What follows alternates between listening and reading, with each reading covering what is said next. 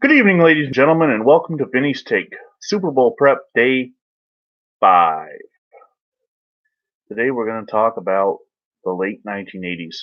And for the San Francisco 49ers and Kansas City Chiefs, they didn't meet in the late 1980s, mainly because the Chiefs had not the best record. They would have met in 88, but in 87 the Chiefs finished in 5th place in the AFC West. And back then, the 5th place record meant you went and played other 5th place teams. But in the late 1980s, the San Francisco 49ers were on fire. This is about the time I got into watching football live. Sometime around November of 88, a young, strapping Vinny Vincent at 9 years old, had a dream. I had a dream that I was going to play professional football for a team called the Blizzard. No, that didn't happen. But I woke up from that dream and I decided that I was going to be a football fan. I had never been a football fan before, but I was going to make it my mission at that point to know everything there was about football. Everything. So I became a football historian that day, an amateur, unlicensed. I don't even know how you get that job. I would have loved to have it, but not in the cards. So that Sunday I turned on a game. And there were two teams playing, two teams that would end up meeting for the AFC Championship that year, the Buffalo Bills and the Cincinnati Bengals. And I absolutely fell in love with the Bills uniforms, the red helmets, the blue jerseys, the red, white, and blue motif. Jim Kelly, Thurman Thomas was a rookie, Andre Reed, Bruce Smith. Oh, that Bills team. But meanwhile, while they were headed toward the AFC Championship against the Bengals, the San Francisco 49ers in 1988 were having themselves a year too. Not the best season. In fact, after a shocking upset at the hands of the Minnesota Vikings in the 87 divisional playoffs, they struggled in 88 and got to 10-6.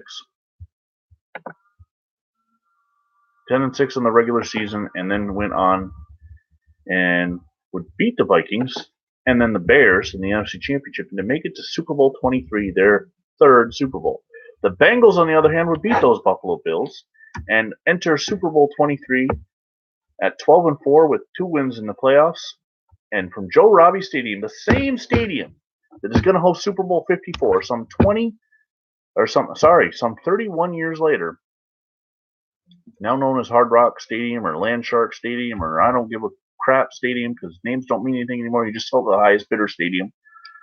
But it's the same stadium that I watched, not my first Super Bowl, but my first one that I cared about and that I rooted for. And I picked the 49ers. And I picked them because the Bengals had beaten my Bills in the AFC Championship game. So I rooted for the 49ers to win that Super Bowl, and it was probably one of the best Super Bowls I've ever seen. On Sunday, January 22nd, 1989, with a start time of 5 p.m. at Joe Robbie Stadium, the 49ers defeated the Cincinnati Bengals 20-16, and here is the scoring summary. In the first quarter, Mike Cofer hit a 41-yard field goal to give the 49ers a 3-0 lead. Then in the second quarter, Jim Breach hit a 34-yard field goal, and the Bengals tied the game at 3, and that would be your score at halftime. Unbelievable low-scoring first half.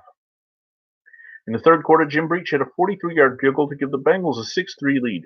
Then Mike Cofer hit a 32-yard field goal, tied the game at 6, and all of a sudden, boom, like that, Stanford Jennings takes the kickoff back 93 yards. Jim Breach has the extra point, and the Bengals are in control 13-6 in the game, but the offenses can't get in the end zone. After 3, the Bengals are in control. In the fourth quarter, this is when the 49ers started to settle down.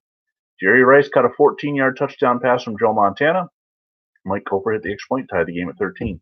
But the Bengals moved down the field, and Jim Breach hit a 40-yard field goal to tie the game to give the Bengals a 16-13 lead. Now I'm going to scroll down a little bit on this Pro Football Reference because I want to look at the exact time on the clock when Montana took over the ball. 3 minutes and 20 seconds. This is the drive that, as a quarterback or anybody you dream of, what Joe Montana orchestrated. With 3 minutes and 20 seconds to go, and on their own 8-yard line, the 49ers drove down the field. 92 yards. But there was one play I want to talk about. An incomplete pass Where is it? On 1st and 10 from the Cincinnati 35, Montana pass incomplete intended for Jerry Rice. But it doesn't tell the real story what happened.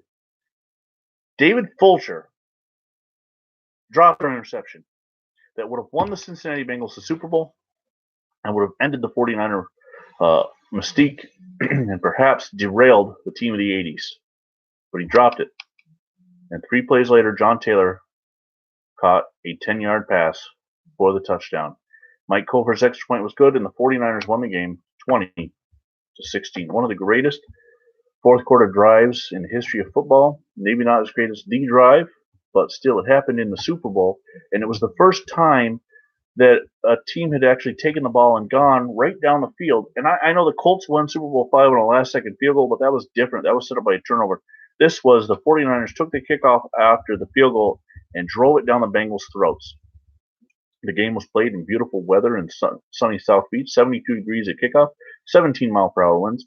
The over-under was 46. The 49ers were favored by 6. The Niners didn't cover, and the under was achieved. Your Super Bowl MVP was Jerry Rice. Taking a look at the leaders, your leading passer for the game was Joe Montana, 23 of 36, 357 yards, 2 touchdowns. He was sacked 3 times, 14-yard loss. The leading rusher in the game was Ickey Woods, 20 carries, 79 yards. But there was a play, I want to say second quarter, maybe third quarter, where Ronnie Lott, Ickey Woods was running and starting to dominate. And then Ronnie Lott hit him, took him off his feet like he hadn't been hit all season. And I believe that was the start of the end of Ickey Woods' career. The following season in '89, he would get hurt and he would just never be the same again until he's doing, was it Allstate commercials or something like that? I don't know. Your leading receiver, obviously, Super Bowl MVP Jerry Rice, 11 receptions, 215 yards, 1 touchdown, and the MVP. And on defense, there was 1 interception by Bill Romanowski. He didn't get any yards off of it. There was Ray Horton and Jim Scow, the Bengals, recovered fumbles. And for the 49ers, Joe Montana recovered 1 of his own. Darryl Pollard and Harry Sidney each recovered 1 too. Harry Sidney was a kick returner, I believe. So I think that's only 2-2 in turnovers. And of course, the big play of the kickoff, Stanford Jennings. He only had 2 returns, 117 yards, but the one that went 93 yards. And John Taylor, many people forget, but John Taylor had perhaps the longest punt return in Super Bowl history at that time. So it was a great Super Bowl. The 49ers get to 3-0 in their 3rd Super Bowl, and we move on. The very next season, the 49ers would get to their 4th Super Bowl. This time, January 28th, 1990, I had learned a little bit more about the game. I had studied and watched the Super Bowl highlights, especially Super Sunday, one of the greatest videos that NFL Film has ever produced. And I decided that I didn't want the 49ers to win a 4th Super Bowl and get tied up Steelers, because at that time I still considered Super Bowls the best that you could do. I didn't really look into pre-Super Bowl at that point yet, so the fact that the Packers had 11 world championships and didn't really mean much to me. It does now. They're 13.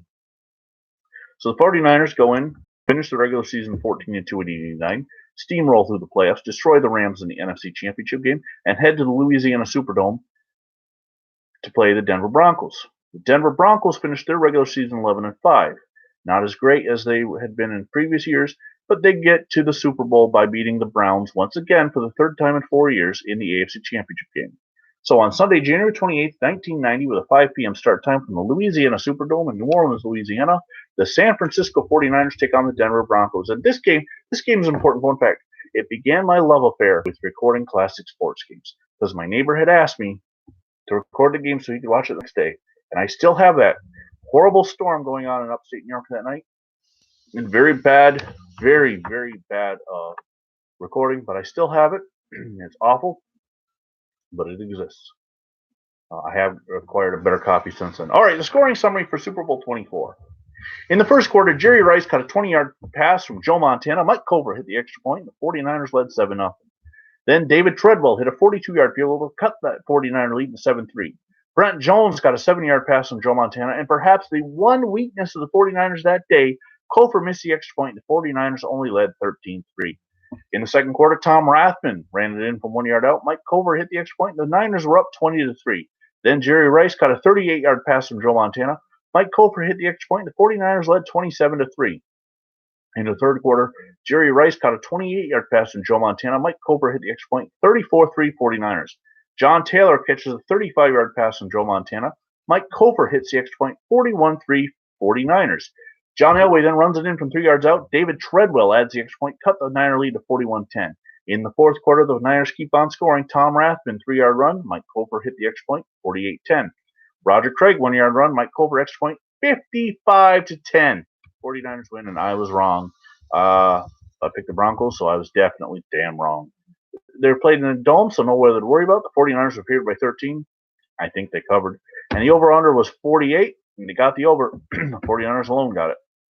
Your leaders of the day, passing Joe Montana, 22-29 for 297 yards, 5 touchdowns.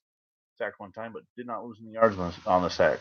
Your leading rusher for the day was Roger Craig of the 49ers, 20 carries, 69 yards, and a touchdown. And your leading receiver was Jerry Rice, once again, 7 receptions, 148 yards, and 3 touchdowns, which at the time tied a Super Bowl record. So the 49ers get to 4-0 in their 4th Super Bowl, and they end the 80s on top, this team of the 80s. And that is that. So coming up later on, or tomorrow, for my Super Bowl prep, we're going to take a look at the Chiefs get better. They start getting back to the playoffs. They start facing the 49ers every 3 years. 1991 and 1994 are the 2 games I'm going to look at tomorrow. And remember, 1 week from tonight, make sure you tune in as I will give you my official Vinny Vincent, sure to be wrong, Super Bowl pick. Until then, I'm Vinny Vincent. Thanks for watching. Thanks for joining us. And God bless America.